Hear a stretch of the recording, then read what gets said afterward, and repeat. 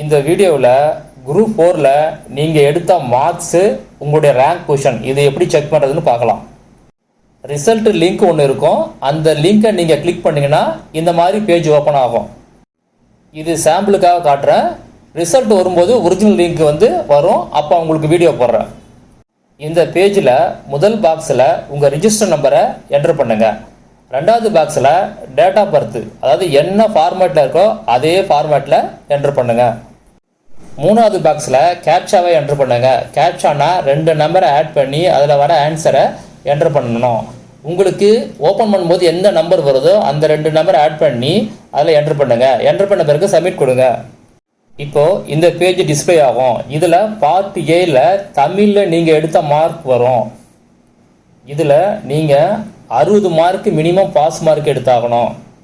அடுத்தது total mark, அதாவது நீங்கள் 300க்கு எவ்வளோ மார்க் எடுத்திருக்கீங்க அந்த மார்க் வரும்.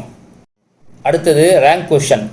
இதில் முதல்ல உங்கள் ஓவரால் ரேங்க், அதாவது நீங்கள் எல்லா போஸ்ட்லேயும் உங்கள் ஓவரால் ரேங்க் எவ்வளவு அப்படின்னு வரும்.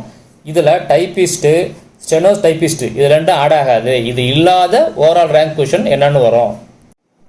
அடுத்தது டைப்பிஸ்ட் அப்ளை பண்ணியிருந்தீங்கன்னா அதில் உங்களோட ரேங்க் என்னென்னு வரும்.